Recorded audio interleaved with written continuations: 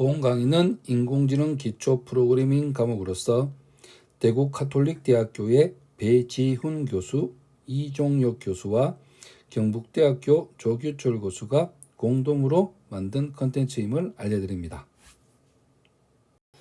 안녕하십니까. 인공지능 기초 프로그래밍을 담당하고 있는 경북대학교의 조규철입니다. 오늘은 딥러닝 생성 모델인 겐에 대해서 살펴보도록 하겠습니다. 첫 번째, 딥러닝 생성 모델에 대한 개념을 배우고 대립상 생성망, 그 다음에 배치 정규와 소스 분석을 통해서 오늘 학습을 하도록 하겠습니다. 자, 지금 딥러닝 생성 모델은 쉽게 생각해서 우리가 무언가를 만들기 위해서 첫 번째 A라는 가짜를 진짜 A가 있다고 치고 A-를 만들려고 해요. 가짜를.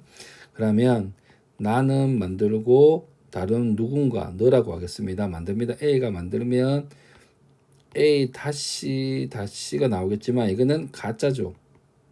그러면 이 사람이 이거를 보고 A-는 가짜야 라고 판단을 하면 나는 어떻게 해서 이 가짜라고 판단한 기준을 적용을 합니다. 그러면 내가 다시 수정을 해서 A-를 또 만들어내겠죠.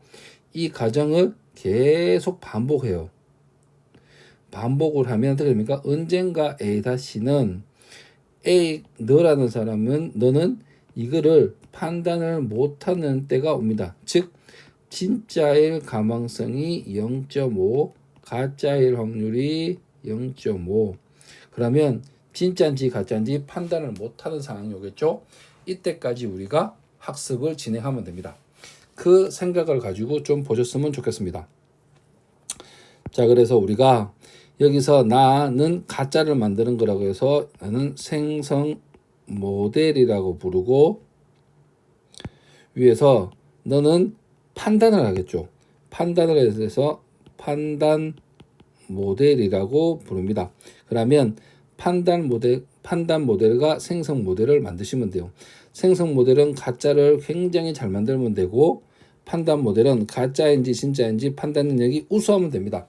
이게 상반되는 거지만 이거 두 개가 제 최상의 기능을 발휘할 때 나중에 판단 모델이 진짜인지 가짜인지 판단 못할 때가 와요. 그때까지 학습을 하면 된다는 겁니다. 자, 우선 머신러닝에서 판단 모델에 대해 살펴보겠습니다. 판별 모델이라고 부르기도 하는데 판단 모델, 판별 모델 부르기도 합니다. 분류나 회귀 문제에서 입력이 주어지면 출력값을 직접 결정하는 함수나 패턴을 만드는 거고 분류나 회귀 진짜 인공지능 모델이겠죠. 확률 분포로 표현한 모델이 맞습니다. 그 다음에 X가 들어오면 Y가 무조건 나오는 조건부 확률이에요. 즉 주어진 X에 대한 모든 가능한 출력 Y의 조건부 확률을 계산합니다. 그래서 확률값을 최대로 하는 Y를 최종 출력 Y 스타로 해서 출력을 해요. 즉 X값이 들어오고 Y값이 최대로 되는 것, 즉 진짜라고 판단할 수 있는 확률을 높이는 거예요. 즉 진짜인지 가짜인지 구분 잘하는 거죠. 즉 능력을 향상시킨다고 생각하시면 됩니다. X가 들어왔을 때 Y의 확률을 최대로, 즉 0.5보다는 높게, 즉 진짜가 들어오면 진짜라고 판단하는 모델을 굉장히 많이 학습시키면 돼요. 자, 즉 의사결정틀이나 입출력 관계를 학습한 신경망 모델을 사용하시면 되고 요즘은 딥러닝 모델을 많이 씁니다. 그 다음에 생성 모델을 보겠습니다. 분류 회귀 또는 군집합 문제 등에서 사용되는 특정 분포의 데이터가 만들어질 때 사용되는 함수나 절차예요. 특정 분포의 데이터가 만들어질 때입니다. 즉 내가 생성을 하는 거라고 생각하시면 돼요. 관심 대상인 학습 데이터가 가장 잘 표현하는 확률 분포로 표현. 관심 대상인 거. 지금 내가 A를 만들고 싶습니다. 그러면 내가 A-를 만들어야겠죠. 그러면 여기서 생기는 확률 분포를 내가 최대한 이거를 맞춘다는 거예요. 그러면 최대한 맞춘다는 게 데이터의 확률 분포를 맞춘다는 거는 가짜를 진짜와 비슷한 확률 분포로 데이터 확률 분포를 맞춰 놓으면 진짜인지 가짜인지 구분이 어렵다는 거예요. 즉 여기서는 결합 확률을 사용합니다. 입력 X에 출력 Y를 구성하는 데이터를 결합 확률 분포로 표현합니다. 즉 X가 들어오고 Y가 둘 다 발생하는 거, 입력도 있고 결과를 발생하는 거를 결합 확률 분포로 만들어내는 거예요. 자, 결합 확률 분포를 가지고 있으면 분류나 회귀에서는 조건부 확률을 구할 수가 있습니다. 즉, 네 가지 결합 확률을 구하고 PX 진짜인 확률을 나눠주면 요 우리가 말한 조건부 확률이 나오죠. 그러면 이거는 판별 모델이 사용하는 거고 이거는 생성 모듈이 사용합니다. 자, 그러면 PX는 우리가 처음부터 입력이 지워지는 경우 알 수 있으니까 자, 이런 경우를 이용해서 우리가 이제 만들어내요. 그리고 이거는 생성 모델은 확률 그래프 모델, 심층 신뢰망 등을 사용합니다. 또 대립상 생성망에서 사용하기도 합니다. 그래서 대립성 생성망을 한번 잘 살펴본다면 주어진 학습 데이터의 특성을 잘 만족하는 데이터 자체를 생성하는 모델을 만드는 게 목적입니다. 즉 주어진 모델 A, 내가 만드는 잘 만족하는 데이터 A- 야와 확률 분포를 맞추면 되는 거예요. 그리고 생성 모듈과 판별 모듈이 존재하고 생성 모듈은 데이터를 생성하는 모듈, 판별 모듈은 생성된 데이터가 학습 데이터의 특성을 갖는지 평가하여 판단하는 모듈이에요. 진짜인지 가짜인지. 자, 생성 모듈이 생성한 데이터 G에 대해 판별 모듈이 큰 값을 주도록 학습합니다. 즉 가짜 데이터 A를 만들어서 A를 비슷한 A-를 만듭니다. 이거를 판별 모듈이 A 같이 생겼네 라고 판단하게 만든다는 얘기예요. 그리고 판별 모듈의 역할은 뭐냐면 생성된 데이터를 잘 식별하도록 만들면 되겠죠. 진짜인지 가짜인지 잘 구분하게. 그러면 여기 밑에 그림을 보시면 생성 모듈은 도둑놈 표시되는데 자, 가짜를 만들어내는 거니까 그럼 생성 데이터를 만들어내고 합니다. 요까지가 1차적으로 생각하시고 학습 데이터가 들어오면 판별 모델은 학습 데이터를 가지고 학습을 시도합니다. 그래서 능력을 키우겠죠. 즉 효율을 높인다는 거예요. 그 다음에 어떤 일이 벌어지느냐. 그 다음에 생성 데이터를 넣어봅니다. 자, 가짜로 생성 넣어보죠. 그럼 판별 모델은 실제인지 유전인지 구분하겠죠. 자, 그래서 생성 데이터는 자, 가짜를 한번 만들어내고 판별 모델은 학습 데이터로 계속 학습해서 능력을 키운 다음에 그 다음에 생성 모듈에서 만든 생성 데이터를 넣어보고 판별 모듈을 하는데 실제인지 가짜인지 처음에 가짜라고 판단하면 여기에서 추가적인 사항을 해서 알려주면 되겠죠. 그러면 생성 모듈은 다시 뭐합니까? 수정해서 다시 만들어내서 판별 모델에 집어넣겠죠. 언젠가는 실제인지 가짜인지 모르는 상황이 옵니다. 즉 그 상황이 언제냐면 진짜일 확률 0.5, 가짜일 확률 0.5 그러면 판단을 못하는 거예요. 진짜도 진짜인지 가짜인지 이때까지 학습을 하면 되겠죠. 그래서 데이터의 분포를 잘 한번 나타내는 표를 보시면 처음에는 노이즈 데이터 같은 것들이 딴 쪽으로 몰려 있을 거예요. 즉, 자, 검정색 선은 원본 데이터, 이게 원본이고, 그 다음에 파란색은 뭡니까? 파란색은 판별 모듈의 확률 분포입니다. 그 다음에 초록색은 뭐예요? 초록색은 생성 모듈이 만들어낸 거예요. 처음에는 데이터 분포가 어때요? 노이즈 분포가 가짜 데이터 분포가 생성 모듈에 맞춰져 있겠죠. 여기에. 그리고 그에 맞춰져 있으니까 판별 모델은 앞에는 좀 비슷하니까 뭐 운 좋게 비슷하다 칩시다. 그러면 진짜 확률이 높네라고 하다가 자, 이제 원본하고 생성 데이터 확률 분포가 많이 다르니까 가짜라고 판단하러 넘어가겠죠. 그 다음에 이제 B를 이제 어느 정도 학습을 시키면 B에 더 학습을 시키면 자, 판별 모델은 이제 가짜나 여기까지는 진짜 확률이 좀 있지만 밑으로 내려가면 갈수록 이거와 이거는 많이 다르기 때문에 가짜라고 하겠죠. 그러면 노이즈 데이터를 즉 C 생성 모듈의 데이터를 서서히 원본 모델에 맞춰갑니다. 그러면 초록색 선이 겹쳐지기 시작할 거예요. 그러면 D 정도에 오시면 거의 겹쳤습니다. 겹치면 이제 판별 모듈은 0.5라는 결과값을 내요. 진짜인지 가짜인지 모르겠다는 겁니다. 즉 생성 모듈과 판별 모듈이 거의 비슷하게 만들어진 거예요. 우리는 이거를 만드는 게 목표라고 생각하시면 됩니다. 그래서 판별 모듈도 열심히 하고 생성 모듈도 열심히 해서 하면 되는 거예요.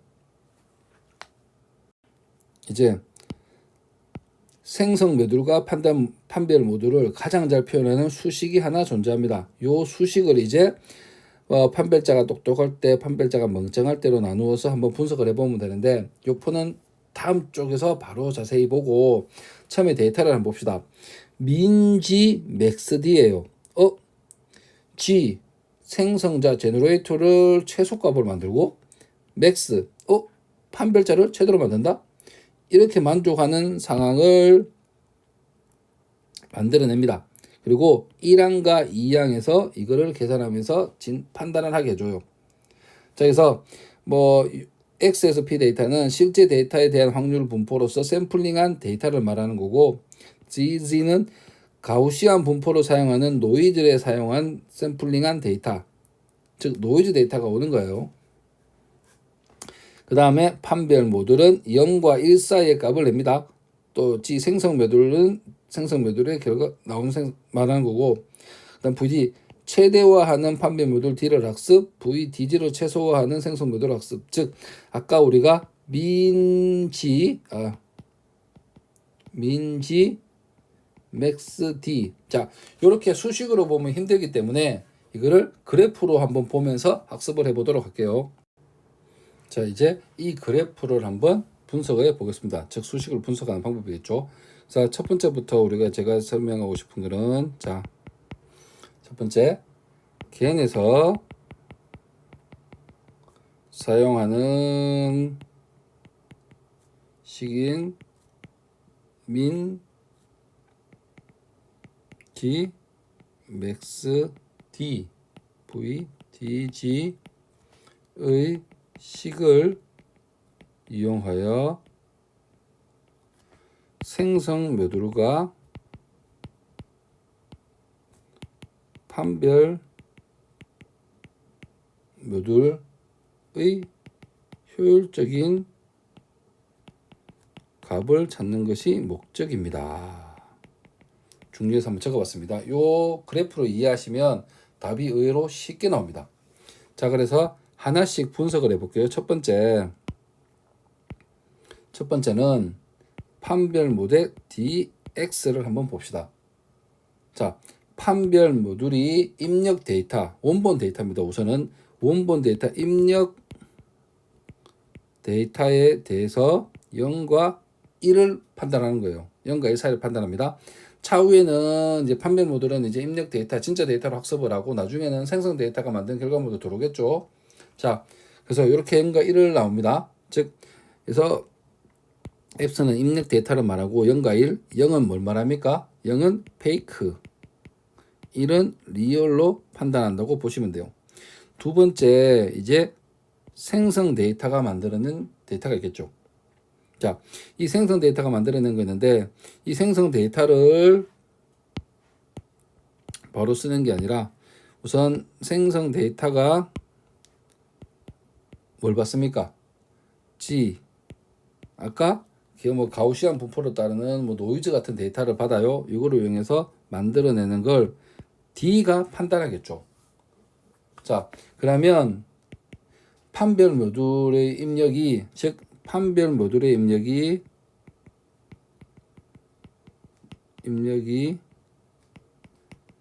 생성 모듈의 결과물일 때 한 번을 고민해 보겠습니다. 자, 판별 모델이 우수할 경우, 효율적인 경우, 우수할 경우는 어떻게 돼요? 우수할 경우는 DGZ가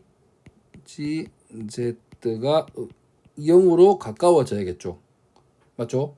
그러면 이때는 판별 모듈이 제대로 성능을 발휘하는 거고, 만약에 미흡한 경우는 DGZ가 뭐가 돼요? 1로 판단하는 경우는 성능이 좀 불안한 경우죠. 효율적이지 못한 경우죠. 이 두 가지 경우를 생길 수가 있을 겁니다. 즉, 이제 이 식에서 요구하는 민지 맥스D를 구하시면 돼요. 자, 첫 번째 이제 우리가 구할 게 우선 맥스 D를 한번 구해 보겠습니다. 자, 두 항에다 써가지고 맥스 D부터 구하면, 자, 맥스 D 같은 구하면 로그의 값이 최대가 되기 위해서는 1항과 2항에서 둘 다 제로가 돼야 돼요. 왜 제로가 되는지 그래프상으로 확인을 해 보도록 하겠습니다. 자, 로그 D, 즉 맥스 D 판별자의 성능이 가장 우수한 경우는 입력 데이터 x는 0부터 1까지예요. 0부터 1까지가 주어집니다.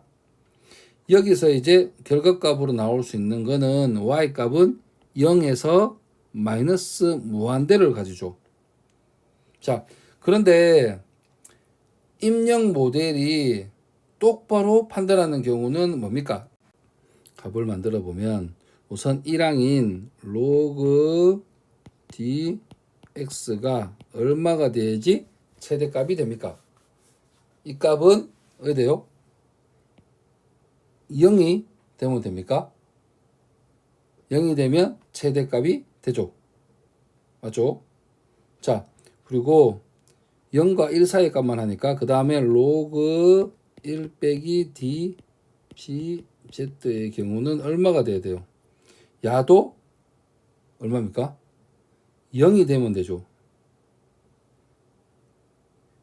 즉 결과값이 0이 된다는 게 여기입니다. 최대값은 0이어야 합니다. 결과값은. 자, 그러면 이거를 되기 위해서 다시 한번 보면, 즉 이게 뭐야 돼요? dx는 1이 되겠죠. 즉 요 값이 리올러를 판단하는 기능이 매우 좋아야 되는 거고, 그리고 반대급부로 여기가 얼마가 돼야 돼요? 이게 1이 되어야 돼요. 그렇다는 얘기는 결론적으로 dg 는 왜요? 0이 되어야 됩니다. 즉 생성자가 만든 결과값이 판별 모듈에서는 0으로 판단할 수 있어야 돼요. 즉 이 식 자체에서 뭡니까? 맥스 D, 즉 D가 최대로 되는 건 요것들을 만족하면 되는 거예요. 결론적으로. 그러면 판별 모델은 요 결과를 얻기 위해서 계속 값을 갱신하면 되는 거고, 자, 반대의 경우 민지를 보겠습니다. 자, 민지를 보시면 이제 G는 1항이 없기 때문에 1항은 고려할 필요가 없고 2항만 보겠습니다. 자, 그러면 로그 1 빼기 G가 얼마가 돼야 돼요? 이게 마이너스 무한대가 되면 됩니다. 맞죠? 그렇다는 얘기는 요 그래프에서 요게 얼마가 나오면 돼요? 요게 0이 나오면 되죠. 즉 이게 0이 나오기 위해서는 dg가 1이 되면 됩니다. 즉 생성자가 만든 게 뭐면 돼요? 1로 판단하면 가장 좋겠죠. 이걸로 열심히 달려가는 거예요. 즉 생성자는 최소값을 즉 그래프에서 마이너스 값으로 달려가면 되는 겁니다. 자, 그래서 요거를 보고 이제 우리가 알 수 있는 게 요런 형태로 우리가 계속 학습을 시도하면 되는 거예요. 자, 그래서 판별 모듈의 입장에서는 결과값이 커지면 커질수록 유리하고, 생성 모듈의 입장에서는 결과값은 작으면 작을수록 유리해서 우리가 이거를 어떻게 합니까? 민지 맥스 d v dg라고 하는 수식이 만들어집니다. 자, 그래서 요거를 제대로 이해하시면 될 것 같아요. 자, 중요한 게 한번 보시면 x값은 이쪽에서 들어올 수 있습니다. 왜? 결과값은 우리가 진짜인지 가짜인지는 비율로 하기로 했으니까 0과 1 사이 값이죠. 여기서 하고, 자, 그 다음에 y값이 만들어질 수 있는 건 0부터 마이너스 무한대까지입니다. 요거의 관계를 잘 이용해서 만드시는 거라고 생각을 하시면 좋을 것 같습니다. 자, 대립형 생성방에도 중요한 또 다른 한계는, 자, 생성자와 판별자가 있다면 돌아가는 유형을 보시면 좋겠습니다. 자, 첫 번째, 자, 제가 색깔별로 구분할게요. 판별자 입장의 경우는 판별자는 원본 데이터가 들어오면 판단해서 리얼로 판단해서 로스 값을 계속 백 프로페이션으로 돌아가면서 자기의 효율성을 높여야 돼요. 자, 그래야지만 판별자의 성능은 좋아집니다. 근데 반대급부로 생성자는 노이즈를 받아서 데이터를 만들어내겠죠. 그리고 여기서 이제 생성자가 만드는 데이터를 판별자한테 보냅니다. 그럼 판별자는 처음에는 웬만해서는 페이커로 갈 거예요. 학습에 들어간 상태니까. 이 로스 값을 판별자에 주는 게 아니라 어디에 줍니까? 생성자한테 전달해 줍니다. 즉 뭐가 틀렸는지를 알려주는 거예요. 그렇게 해서 가는 거고, 식을 다시 한번 보시면 추구하는 수식은 dx는 1 이렇게 나오겠죠. 맞죠? 근데 리얼로 판단한 건 dx는 1. 자, 진짜로 판단했으니까. 그리고 판별자는 생성자가 만든 데이터가 들어오면 판별자는 가짜라고 판단해야겠죠. 자, 이렇게 기본적으로 이 수식에서 서서히 뭐 하면 됩니까? 여기에서 이제 민지 맥스 d를 만들어 가시면 돼요. 자, 그렇게 하면 됩니다.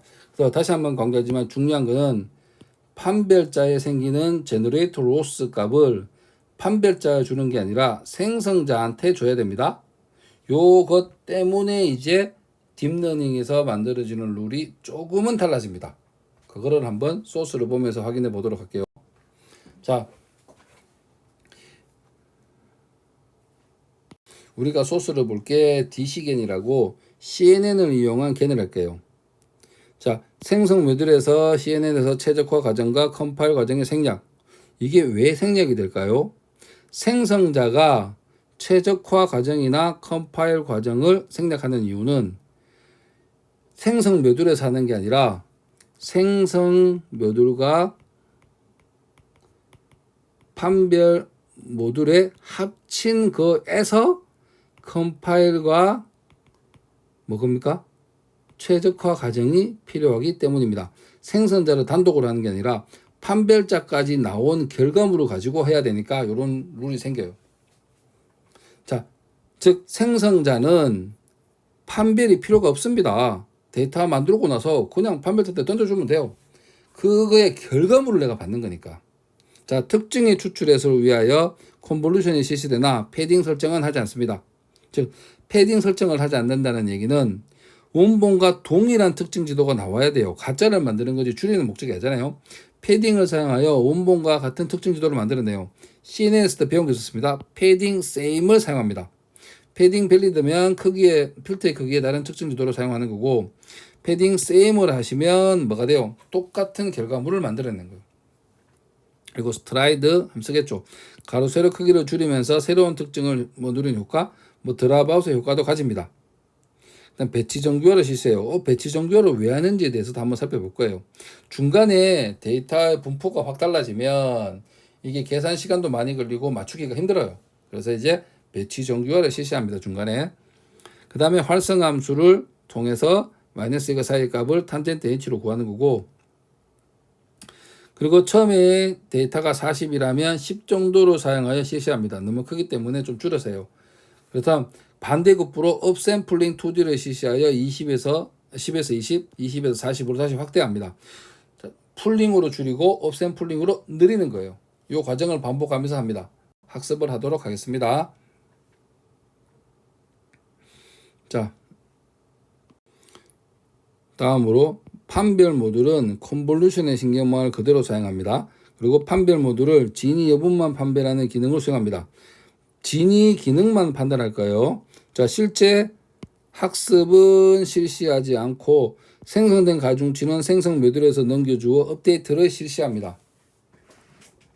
업샘플링 2D 없이 스트라이드나 드랍을 데이터 축소 및 차원을 감소시킬 수도 있고, 활성화 함수는 레루의 변형인 리키레루를 생성해서 만들 겁니다. 관련된 사항은 우리가 뒤쪽 소스로 보면서 하겠습니다. 그 다음에 우리가 볼 건데요. 자, 배치 노멀라이즈입니다. 자, 배치 노멀라이즈가 필요한 이유부터 한번 볼게요. 배치 노멀라이즈가 필요한 이유는 내부 공변량의 이동입니다. 자, 5차 역전파 알고리즘을 통해 학습하는 거고, 이전 층들의 학습에 의해 이전 층의 가중치가 바뀌게 되면 현재층에 전달되는 데이터의 분포가 현재층이 학습했던 시점의 데이터 분포에 차이가 발생해요. 학습 속도 저하가 발생합니다. 자, 우리가 예전에 스탠다드 스칼라하고 미니맥스 스칼라라는 기법이 있었습니다. 그게 뭐냐면 데이터가 척도와 단위가 다르기 때문에 데이터 클럽마다 너무 차이가 심한 경우예요. 이런 경우에 미니맥스나 스탠다드 스칼라를 씁니다. 자, 여기서는 첫 번째 데이터가 들어오고 가중합을 나온 다음에 값이 변화가 심하면 이게 우리가 쓰기가 좀 곤란하다는 거예요. 그러다 보니까 어떻게 하냐? 배치 정규화 기법. 여기서 말하는 것들은 우리가 아까 스탠다드 스칼라하고 비슷한 기법이에요. 즉 지스코어 기법이에요. 자, 신경망의 각 층에서 미니 배치 B의 각 데이터의 가중치 연산을 적용한 결과인 XI의 분포를 정규화하는 것. 자, 입력이 되고 가중합이 나오죠. 가중합이 나오고 레루로 갑니다. 즉 액티베이션 펑션을 통해서 자, 이 레루를 쓴다고 액티베이션 펑션 쓴다고 요때 분포가 많이 확 바뀌면 학습 속도 저하가 발생해요. 요때 정규화를 하자는 거예요. 자, 그래서 우리가 많이 쓰는 공식인 그 스탠다드 스칼라 기법을 써서 하는 겁니다. XI의 평균으로 구하고 표준 편차가 뭐 1이 되도록 한다. i가 아니라 1입니다. 되도록 변환하는 거 생각하시면 되고 크기 조정 파라미터를 이용해서 변환하기도 해요. 자, 요게 이제 설명을 구체적으로 하면 다음 페이지에 나옵니다. 그래서 배치 정규화하는 게 첫 번째가 이제 미니맥스 기법을 쓰는 방법을 이용하는 거예요. 미니맥스 노멀라이제이션을 부르고 데이터가 상대적 크기에 대한 영향을 줄이기 위하여 데이터의 범위를 0과 1로 변환하고 음수값이 생기면 마이너스 1과 0이 될 수도 있게 만들어 줍니다. 자, 식을 보시면 그림을 보시면 뭡니까? 데이터가 이렇게 있고 여기에 대한 비율을 구하고 싶으면 자, 맥스 값 맞죠? 그 다음에 여기가 민 값이겠죠. 여기가 민 값입니다. 전체는 요게 되겠죠. 그래서 x max에서 x min을 뺀 거고 그 다음에 x 값에서 요걸 빼주면 여기서 요만큼이 나오잖아요. 그래서 x에 x min을 빼주면 돼요. 요게 우리가 미니맥스 노멀리제이션을 부르는 거고 그 다음에 G 스코어 노멀리제이션이라고 많이 쓰는 게 스탠다드 스칼라 기법이에요. 자, 그건 어떻게 하냐? x에서 에버리지를 빼줍니다. 그 다음에 표준 편차를 나눠줘요. 요렇게 하는 게 G 스코어 기법이고 최대 최소의 이상치 적용을 억제합니다. 즉 어떤 거냐면 이렇게 데이터가 뭔데 맥스 값이 여기 있고 민 값이 너무 밑에 있어요. 이러면 너무 헛공간이 많잖아요. 이런 것들을 해소하기 위해서 쓰는 기법이 스탠다드 스칼라 노멀리제이션이에요. 자, 그 다음에 데이터가 평균으로부터 얼마나 떨어져 있는지 나타내는 값, 즉 특정 범위를 벗어난 데이터는 삭제하거나 취급하지 않음. 자, 이런 값으로 주만 이 방식을 쓰면 최대한 이거를 들고 온다는 거예요. 자, 표준 편차하고 값을 요거는 읽어보시면 되고 스탠다드 스칼라를 쓰든 G스코어 미니맥스를 쓰건 여러분들이 선택적으로 하시면 되는데 만약에 민맥스 값이 너무 동떨어져 있다면 스탠다드 스칼라 기법을 써서 하는 거를 조금 추천을 드립니다. 그 다음에 식의 실제 한번 볼게요. 아까 우리가 평균을 구했게요. 실제 가중치 연산의 결과물인 요렇게 나왔습니다. 그리고 배치 정규화를 적용한 결과는 y 이렇게 나오겠죠. 이걸 이렇게 변환한다는 겁니다. 어떻게 변하냐? 우선은 x 값의 평균을 구해야겠죠. 자, 전체 합의 개수로 나눠주면 되니까. 그 다음 미니 배치의 표준 변산. 자, 분산을 구하면 되겠죠. 분산을 구하고 정규화. 정규화가 뭐였습니까? 아까 std 분의 x 빼기 평균이었습니다. 자, 요 수식이 요거죠. 자, 그러면 루트를 씌우면 되니까 그러면 요거의 결과물이 y가 되겠죠. 즉 가중치를 적용한 결과물 xi를 요런 룰을 거쳐서 yi가 나오겠죠. 이거를 내루에 적용하겠다는 겁니다.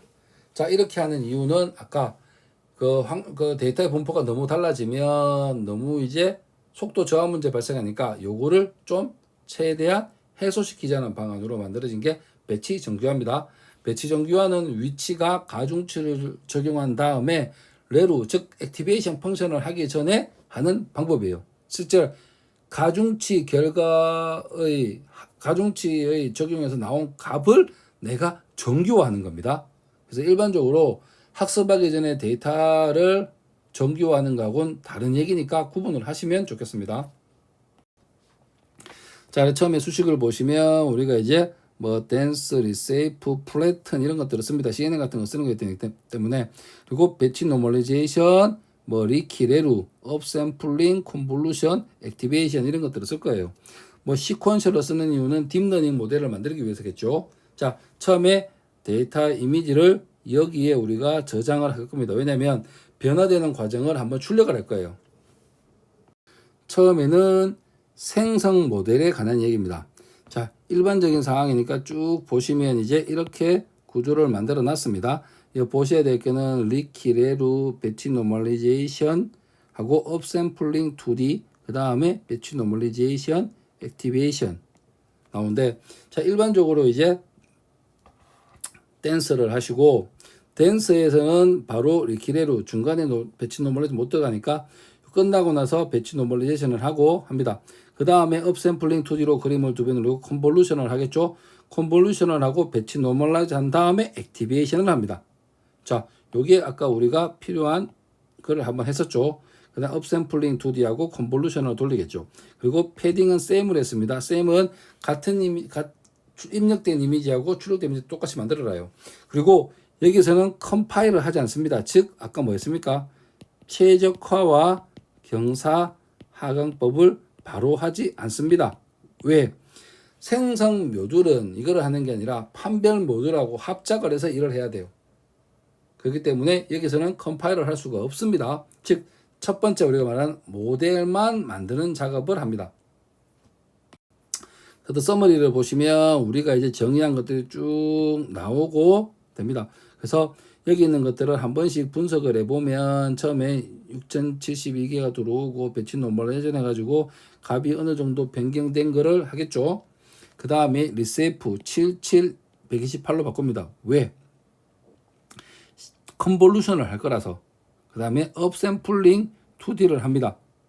업샘플링 2D를 하고 난 다음에 이제 컨볼루션을 돌리고 배치 노멀라이제이션을 하고, 배치 노멀라이제이션은 데이터 값이 바뀌는 거지 숫자가 바뀌는 거, 개수가 바뀌는 건 아닙니다. 그 다음에 액티베이션을 통합니다.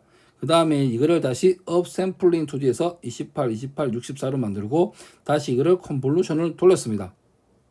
자, 요렇게 해서 한번 생성자를 만들어냈고, 판별자 같은 경우, 판별 모델 같은 경우에는 일반적으로 학습하는 방법과 똑같아요. 컨볼루션, 커널의 개수 64개, 뭐 스트라이드, 인풋 셀프는 28, 28 그림으로 했네요. 패딩 세임 이렇게 했고, 그 다음에 액티베이션 리키레루 드랍 아웃도 썼습니다. 그 다음에 컨볼루션, 액티베이션, 드랍, 플래튼은 뭐 합니까?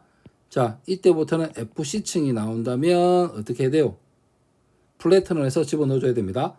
그리고 여기서는 바이너리 크로스 엔트로피를 썼습니다. 진짜인지 가짜인지 0과 1을 구분하는 거잖아요. 그래서 바이너리 크로스 엔트로피 했고, 옵티마이저는 아담을 했습니다. 자, 판별 모델은 컴파일이 있어야 돼요. 왜냐하면 입력 데이터, 리얼 데이터를 입력을 해서 학습을 하고 리얼로 판단을 하고 로스 값을 계속 전달해서 아예 효율성을 높여야겠죠. 그러니까 컴파일 작업이 들어가야 됩니다.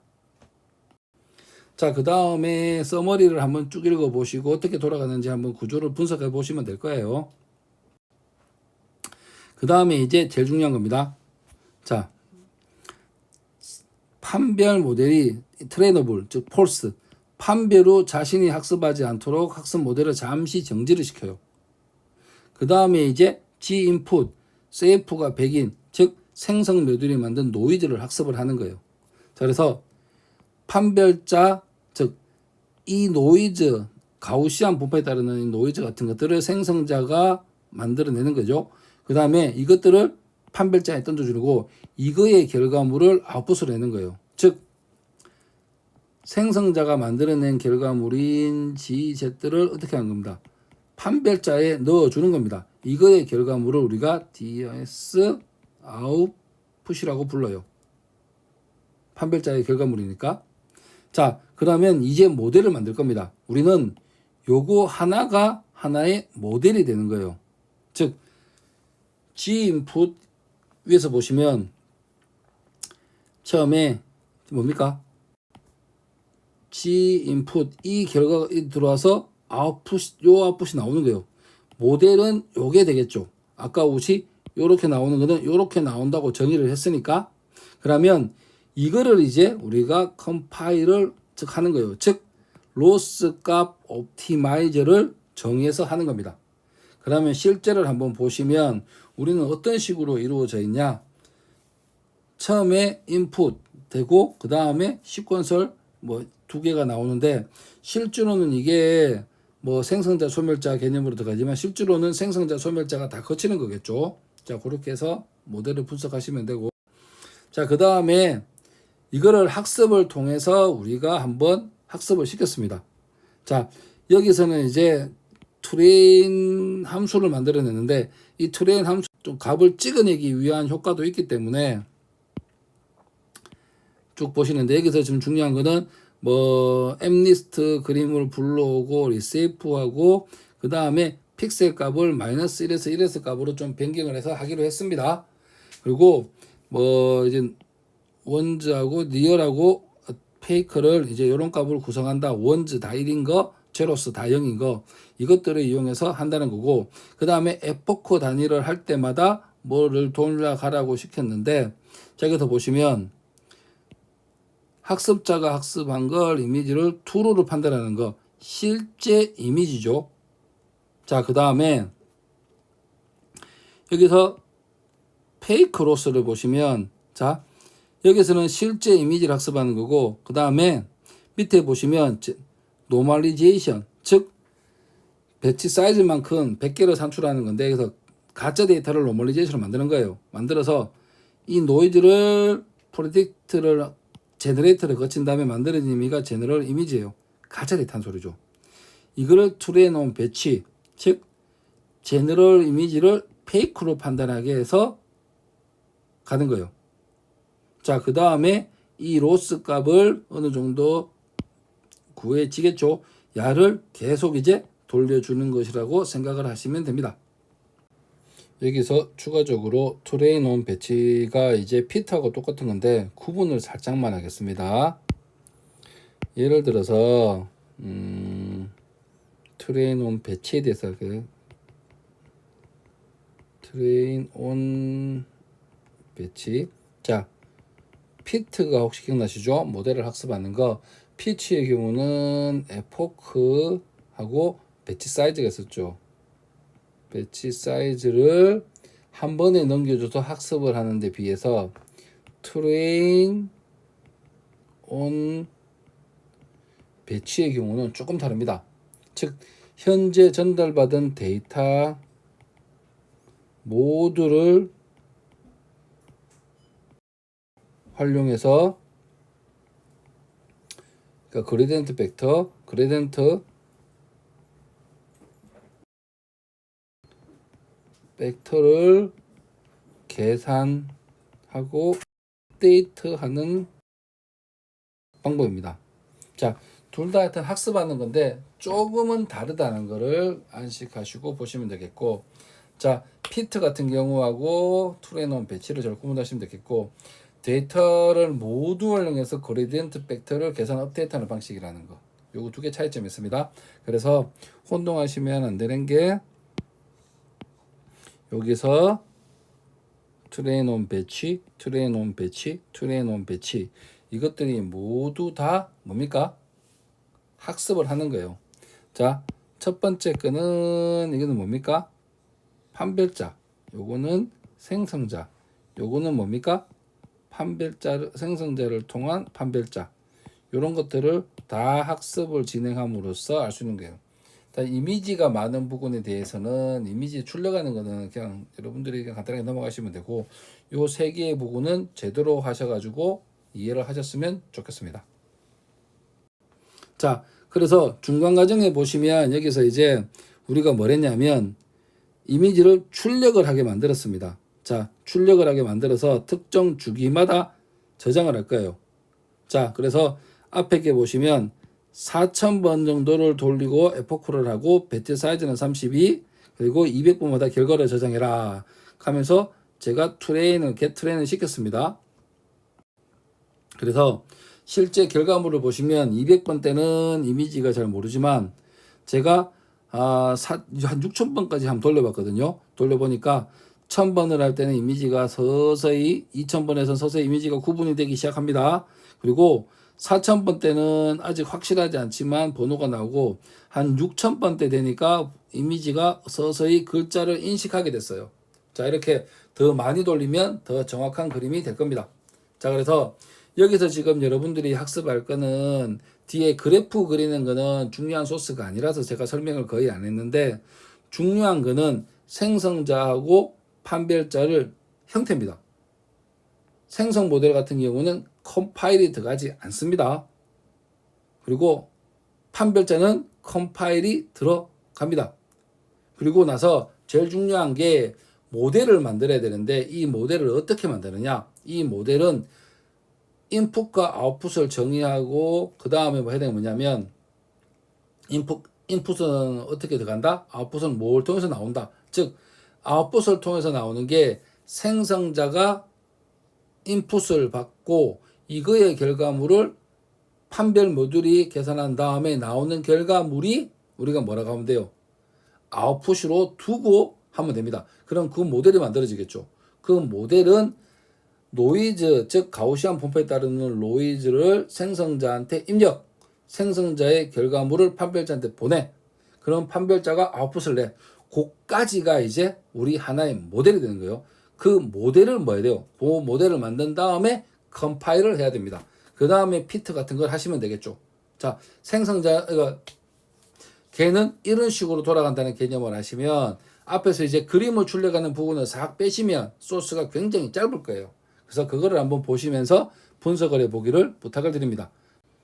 자, 시간이 넉넉하지 못하기 때문에 간단하게 생성 모델과 판별 모델의 형태만 분석을 했고 결과값을 한번 비교해 봤습니다. 시간이 되시면 여기 있는 소스를 하나하나 분석을 하면서 소스를 한번 짜보시면 생성 모델이 뭐고 판별 모델이 뭐고 개념이 잡히실 거예요. 자, 오늘 수고하셨습니다.